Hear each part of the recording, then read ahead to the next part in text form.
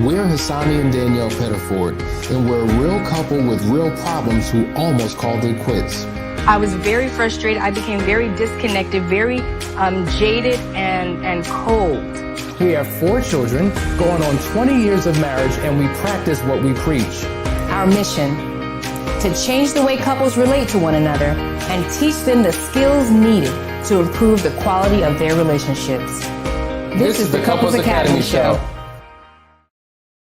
Well, good morning, everyone. Welcome to the Couples Academy Show. My name is Hasani, and it's good to have you with us wherever you may be tuning in from around the world. We're glad that you're a part of this conversation because this is the place where people tune in from all 4 corners of the earth to talk about love, life, relationships.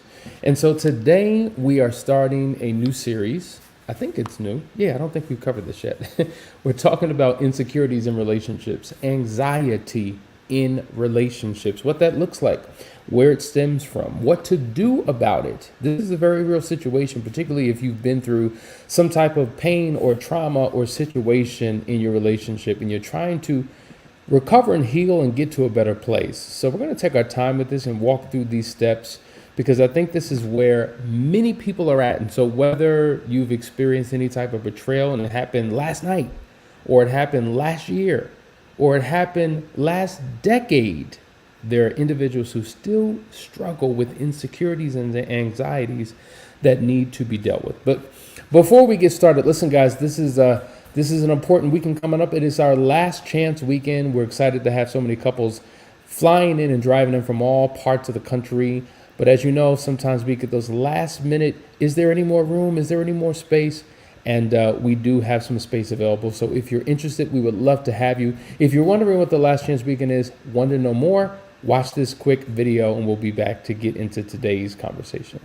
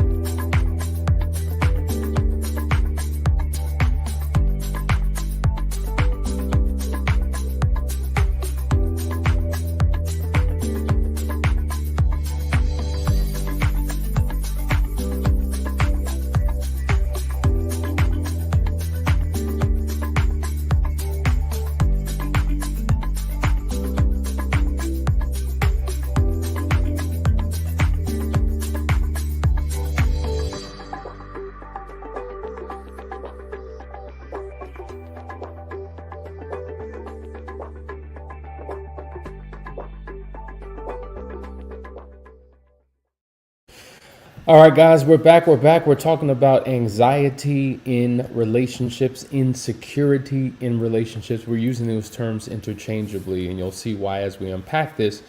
But when you think about a person, first of all, do you struggle with insecurity?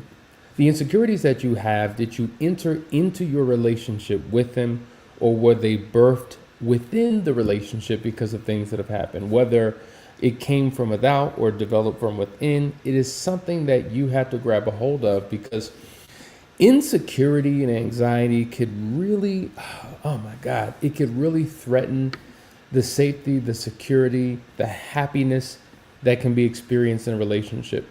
See, when a person has anxiety, anxiety itself is almost like a third person in the relationship. And anxiety and insecurity, it has its own personality. And so when a person struggles with worry and with fear and with all types of emotions that keep them from operating in their own emotional stability, it can really cause havoc in a relationship. And what happens is when you become overwhelmed with anxiety, it can drain the life out of a relationship. It can make it very, very, very difficult. And so it's important that we dive deep and understand where it all comes from. But what I want to do is talk about some of the signs today, right? So These are the things that can quickly help you identify with whether or not this is your struggle. A lot of times when a person has insecurities, they're having these daily, ongoing internal conversations with themselves where they begin to question things, right? They operate in what ifs, and what ifs can begin to consume their lives. I'll put together a few what ifs, and I want to walk through this to see if you struggle with any of these particular questions. What if they don't love me as much as I love them, right? What if they're lying to me? Because I'm always questioning what they say. Can I really trust my spouse? What if they're cheating on me? What if I'm not good enough in the future for them? What if they find someone else more attractive than me? What if their family doesn't love me? What if we break up or divorce? These are some of the questions that people struggle with.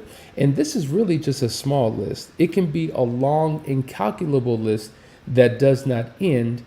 And these what ifs, what happens is when you're asking yourself these questions, because they're internal conversations with yourself, you have a tendency to answer the very question that you're asking. And oftentimes the answer that you give yourself is not in favor of your relationship, doesn't help to build trust, doesn't help to build self-esteem. It reinforces a negative message that you are not enough, you are not loved, you are not valued, you are not treated with love and care. You probably are cheated on, you probably are lied to, family probably does not like you. And so this is the problem when you are having conversations with yourself that you're not having with your spouse. See, a person who struggles with anxiety or insecurity really struggles to properly communicate his or her feelings and emotions, right? They struggle with it. They become overwhelmed, and so if I can't effectively communicate with you and I shut myself off and shut myself down and stifle myself, I'm going to have these conversations. It's just going to be with myself. And sometimes some of the best conversations you can have is with yourself. But if you're not in a good place, if you're not healthy, some of the worst conversations that you could ever have is with yourself, because you begin to tell yourself stories that you begin to believe. And regardless of what your spouse feels, regardless of what they say, regardless of what they demonstrate, this third party, this anxiety or insecurity, which is like a third person, an imaginary thing, they take on their own belief, their own perception, their own rationalization, their own narrative. And that narrative gets in the way. This is why we constantly say there's a major difference between feelings and facts. The fact is your spouse may be showing up in a particular way, but your feeling about things is something different. And oftentimes that's where there's this huge disconnect, what I feel versus what the facts are. But if I feel something and it feels real to me, it becomes my fact. It becomes my truth.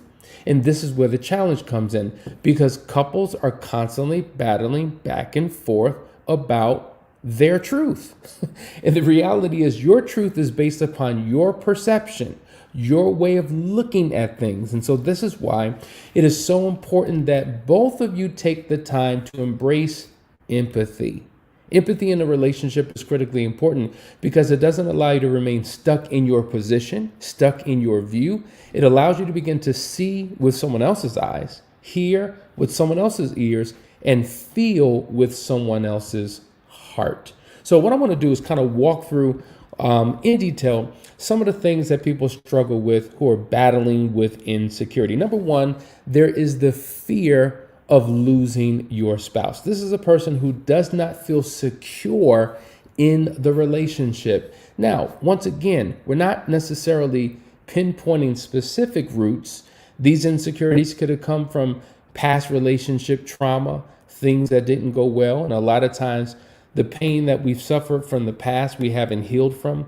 And we bring that past pain, past hurts, idiosyncrasies, inconsistencies, contradictions, faults and flaws, all of the baggage from past relationships into present relationships. And now we're fearing that the person that we're with will continue to do the same thing that the person that we were with in the past did to us. The idea of getting on a plane, and checking your baggage at the gate, and making sure that you don't have anything on your physical body that brings harm to the other passengers on board. The TSA makes sure that that plane is safe. I wish there was a relational TSA that we all had to go through. I wish there was a process, if you will, that allowed us to deal with our past issues so that it would not have a negative impact on existing present relationships. Because truth be told, a lot of the stuff that we struggle with comes from childhood, and their unresolved issues that have not been addressed or dealt with come from past relationships. And now your present partner has to suffer the pain of what somebody did to you in your past. So that's one scenario. But then the other scenario is these insecurities, this anxiety may have been created within the relationship, and it could have been because of a betrayal. Now, whether that betrayal happened some time ago, if we haven't properly gone through the healing process, if we haven't gone through that process, this is something that we can struggle with for the rest of our days. Doesn't matter how far ago the affair was. Doesn't matter the recovery process that we went through. Doesn't matter how many books I read, how many videos I watched, how many sessions I went to. If I'm not doing my personal work, it's not going to work for me. And so this is why it's so important to fix your life if you want to fix your marriage. Think about that. Fix your life will also impact the ability to fix your marriage. Because why? You are the lowest common denominator in the relationship that you are in. And when you take the time to work on you, everything begins to change. But this whole idea of, once again, we'll pull it up, the fear of losing your partner. You don't have any security in the relationship. And so you fear that you're not good enough. You're not worthy. They're only there, I don't know, out of pity. They're only there to pass time away. They're looking for the next opportunity, or may be drawn by someone else who may be a better fit for them than you. And so this is an ongoing struggle that you have. And so you're operating from a position of weakness, from a position of loss, from a position of lack. And if that's your mindset, and if that's the feeling that you begin to embody, you show up into the relationship that way, right? You show up from a deficit. You show up believing that things won't work out in your favor. And so as a result, you begin to engage in self-sabotaging behaviors because of this deeply embedded fear, right? This belief system, BS, that your spouse is going to leave. And regardless of what the evidence may prove, regardless of the conversations that they may have, if you truly believe it in the depths of your soul, then there's nothing that anyone could do to refute that. And so this is why we say that it's a two-way street. Your spouse has to do whatever he or she needs to do to help create security in the relationship, but you have to do what's necessary for you to do to work on the insecurity that exists from within. I hope this is making sense, because this is real. This is what a rubber meets the road, folks. Sandy says, fix your life if you want to fix your marriage. Boom. That's right. That is a boom. That is a bomb drop. And that is a reality. And so at the end of the day, when we take the time to do that, it will really help. And this is why having conversations with your spouse is so critically important if you really want to know where you stand in that relationship, because it could be a phantom fear. Now, there may be a basis for it, but I'm telling you, oftentimes when betrayal has taken place and you've gone through a recovery process, you're laying a foundation that didn't exist before. You're setting something up for your relationship that may not have ever occurred before. And so you're probably much better off in terms of having the proper building blocks in place, having the right structure and accountability in place to ensure that that marriage will never go down that path again, which should then reinforce your belief that your spouse will not leave. One of the other signs of someone who struggles with insecurity or anxiety is an individual who has a consuming jealousy. Now, I want to emphasize the word consuming because I do believe, and many experts would even agree with this, that there could be a healthy sense of jealousy, right? You don't want to be too loose, too cavalier, too free when it comes to your spouse and sharing that person with the world. Oh, no big deal. Like they want you want to have some sense of you belong to me, right? But when it becomes consuming, all consuming, and when it begins to take over you, that's when it's really problematic. And oftentimes jealousy will arise when there's been some form of betrayal in the relationship. And jealousy will cause you to do some really erratic things. You become emotionally driven. You operate in panic and fear. All of a sudden, you do things that are just crazy when you're jealous. Jealousy just doesn't look good on people. And oftentimes, it can result in very controlling and possessive behavior. So if that is a trait that you currently have, I mean, it's an opportunity for you to truly be honest with yourself, to assess what's going on inside of you, because if that is you, there's something we can do about it. That's why we're talking about this thing and taking our time with this thing. So listen, guys, we're talking about insecurity in relationships. Stay tuned. We're coming right back with a couple more tips. But check out these commercials and we'll be right back. Welcome to the Couples Academy app. The Couples Academy app is your go-to hub for how to do marriage right. Get started with our app today by perusing our amazing features that conveniently allow you to connect. This app is packed with powerful content and resources to help you grow and stay connected. With this app, you can watch our messages, find marriage resources, watch, listen, and read the real-life stories of restored couples, sign up for events, read articles and blog posts, stay up to date with push notifications, share your favorite messages via Instagram, Facebook, Twitter, or email, and download messages for offline listening. For more information about the Couples Academy app, go to couplesacademy.org.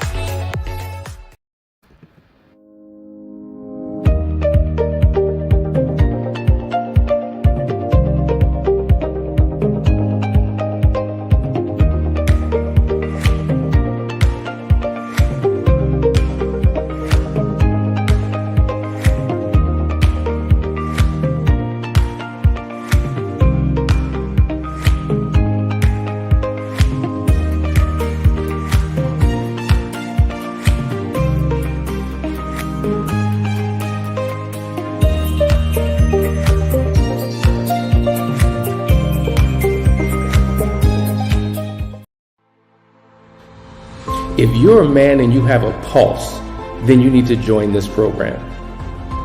You're a husband, you're a father, you're a leader. You have the weight of the world on your shoulders. You have to be everything for everyone, but do you know who and how to be for you? You're still in search of your own significance. You're in internal battle with your own vices. You're questioning, do I even know what it means to be a man? I know I'm supposed to be there for others, but what about me? The fact is, you need a model. You need a code to live by, a system of principles to govern your life. You need an internal compass to guide your every decision. You need the 4 securities to build your own kingdom. What you need is the foundry. In short, a foundry is a facility where castings are produced by melting metal, pouring liquid metal into a mold, and then allowing it to solidify. Well, this is where we're testing the mettle of men. Foundry is a 12-week men's-only coaching program. It is a brotherhood that will take each man through a purification process of the heart, mind, and soul. We here at Couples Academy promise you that if you give us 12 weeks of your life, you will no longer recognize it.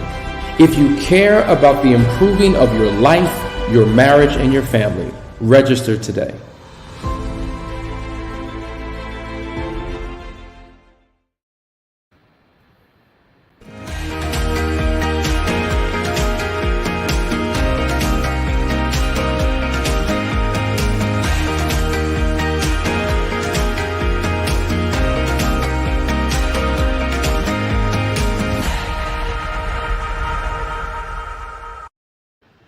Hey guys, we're back. Thanks for hanging out with us today, talking about this conversation. I just want to acknowledge Christy. Christy, we appreciate you. She says, great information like always. Y'all are a part of my morning routine. Thank you all. Well, we appreciate you. We're glad that we could be a part of your morning routine. Some of you are on your way to work. All right, you're part of that that morning traffic. Some of you are, making a cup of coffee while you're eating breakfast. Some of you are already at work. Some of you are just doing what you do, but you tune in every single day to get your daily bread, right? To get that relational nourishment that you need to make it through the day, to get that idea, that conversation starter, that insight that's necessary for you to just carry on. And so we're glad that we could be a part of that. And if there are topics that you would like us to cover that we haven't covered yet, feel free to let us know. We would love to hear from you. One way to let us know is simply by reaching out to us. Just go to 678-200-8996. You can text us and say, hey, would you talk about this? Could you bring this up? Here's a question that I have. And we would love to serve you. So make sure you do that. Now, we're talking about insecurity in relationships. A couple questions did come through. Sandy has a question. She says, what do you do when your spouse doesn't create security in the relationship? Yeah, I think it's important that you have conversations with your spouse. And I think it's important that both of you have a clear understanding of what you each think security is. One of the things that I think is important is that couples have a working operational definition for what certain things mean. For instance, love. What does that mean? What does that look like? Fidelity. What is your definition of that? How do we play that out in our relationship? Security. For me, security means thus and so. What does it mean for you?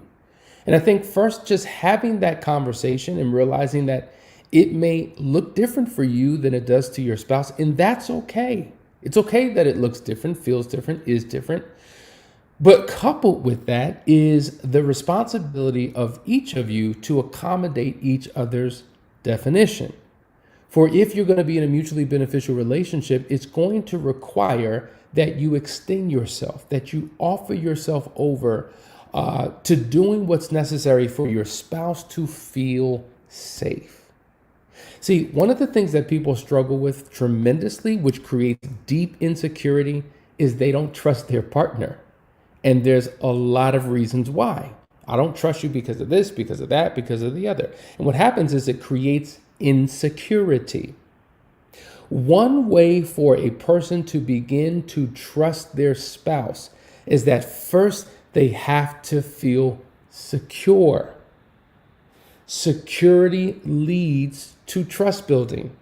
If I don't feel secure, I can't trust you. For instance, I sit down in this seat every single day because there's a sense of security that I have that this seat would uphold me. I trust the seat upholding me. There's a sense of security I have in it. If I didn't feel secure, I could not trust that this seat would do what I needed to do.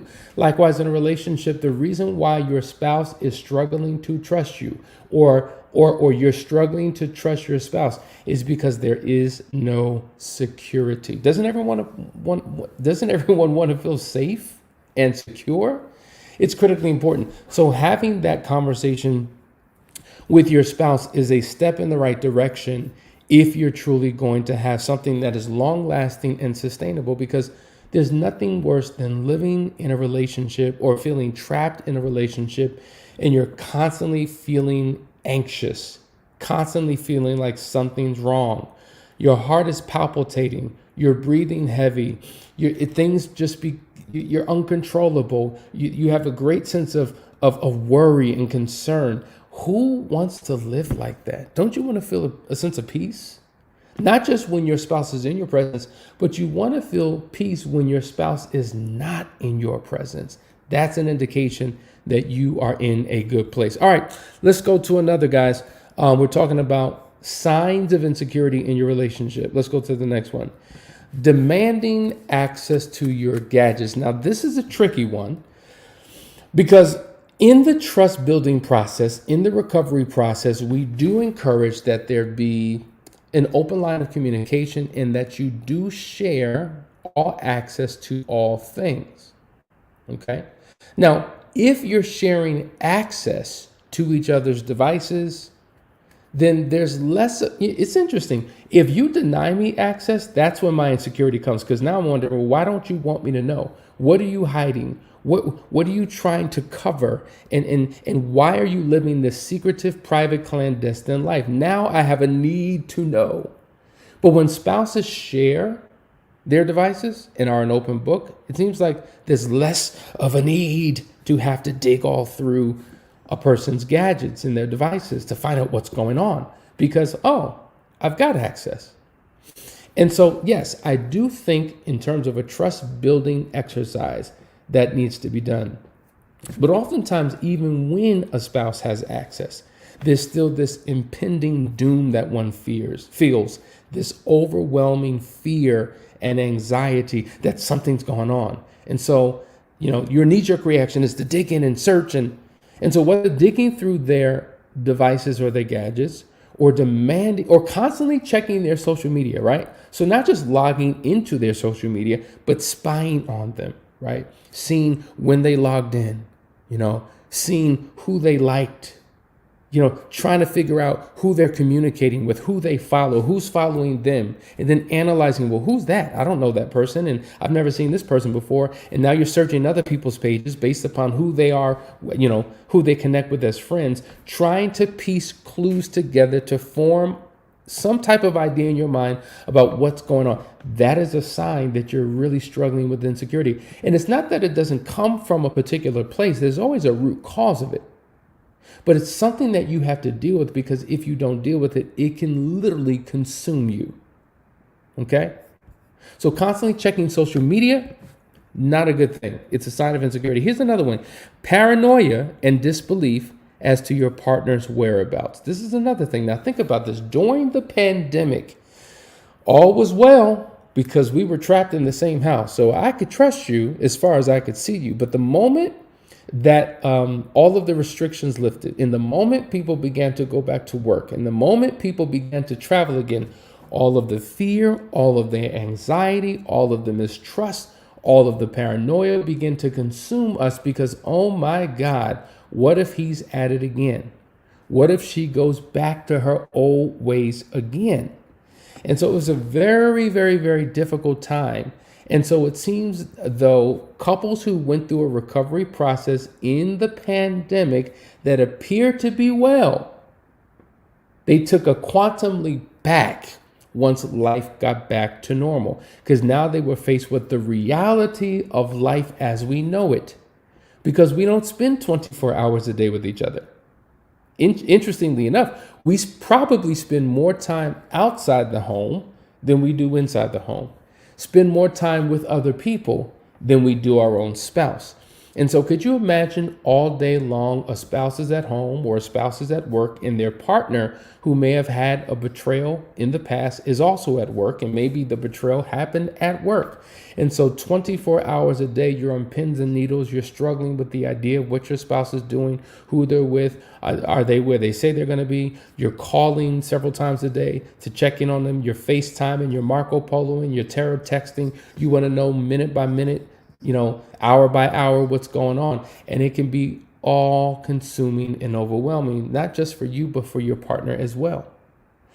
I've seen many people lose their jobs because of the unhealthy state of the relationship. And so if it's causing trouble on your job, it's an indication something's not right. Something needs to be worked on. This is real stuff. This is the stuff that people go through every single day. Even those who are the former betrayal partner, a lot of times they suffer health conditions because they have just an unbelievable amount of stress home and at work.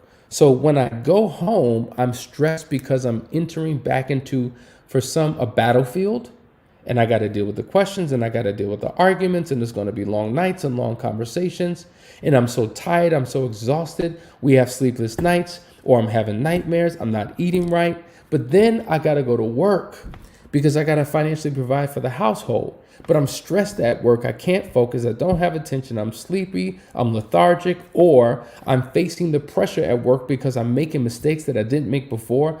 I'm delayed on projects that should have been completed. And now I'm being written up and I'm being called into the manager's office. And now my job is at risk. And so on both sides of my world, I'm in pain. on both sides of my world. Now I'm suffering all types of anxiety. So no matter where I go, I'm trapped in this pain because of what we're dealing with in our relationship. This is real stuff. Real stuff. Let's go to a comment. Let me put these glasses on.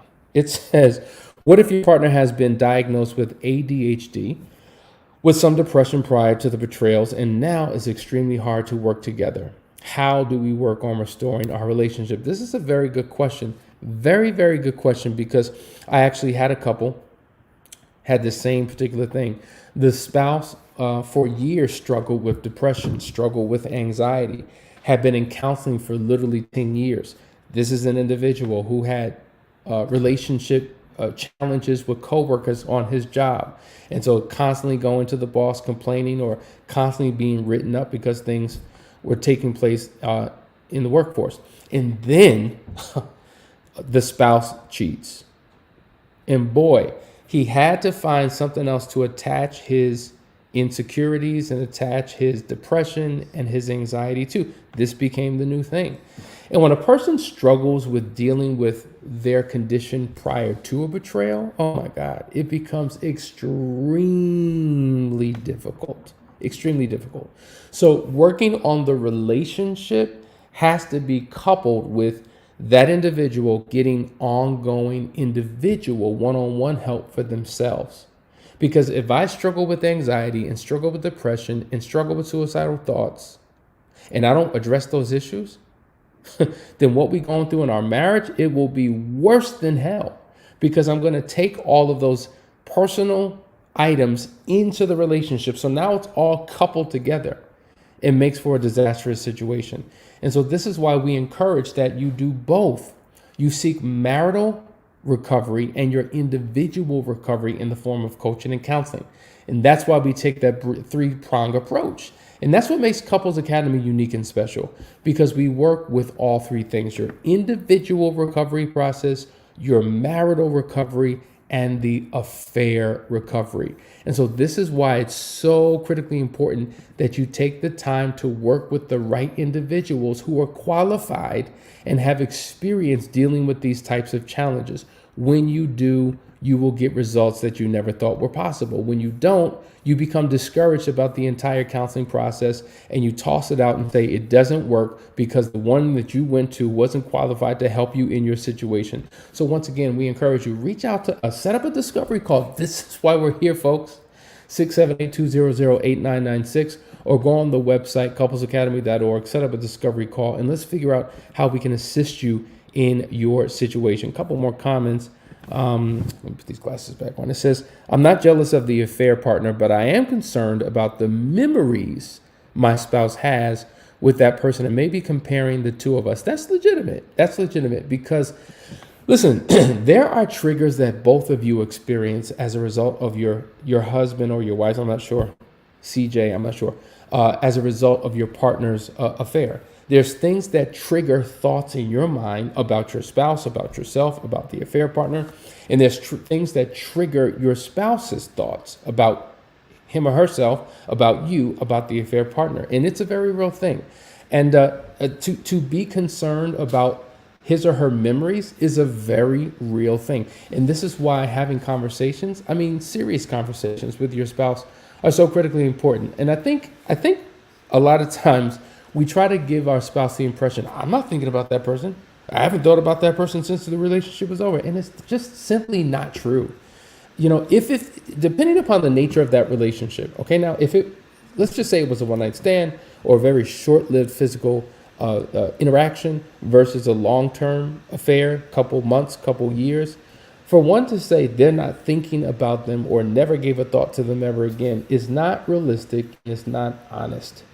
Just like there's a process for you to release and unpack and to overcome and to move past what has happened, that same process is necessary for the person who's been involved in the affair. And I think it's unfortunate because oftentimes all of the individual work is given to the person who's the betrayed partner, as if the unfaithful partner, they're good. They made a decision not to cheat, and guess what? They're good now. And the reality is they're not good. There's a recovery process for both people. And those thoughts that consume your mind about your past, they have to be dealt with. They have to be processed. They have to be coached through. We've had a lot of people, when we're talking about Unearthed and Foundry, a lot of times the affair partner has individual private conversations with us and say, listen, I'm struggling because every now and then those thoughts come. Those memories come. I don't know what to do with them. I don't know how to process with them. And that is why some things you just can't do on your own. Sometimes you need accountability and you need coaching to guide you through the process. But listen, guys, I hope that you got something out of today's conversation. We're just getting started. There's so much to talk about. What I want you to do is tune in tomorrow as we continue that conversation. Because listen, we want to help you resolve these issues in your life and in your marriage. So have an amazing day, and we will see you on tomorrow for another great episode of the Couples Academy Show. Take care.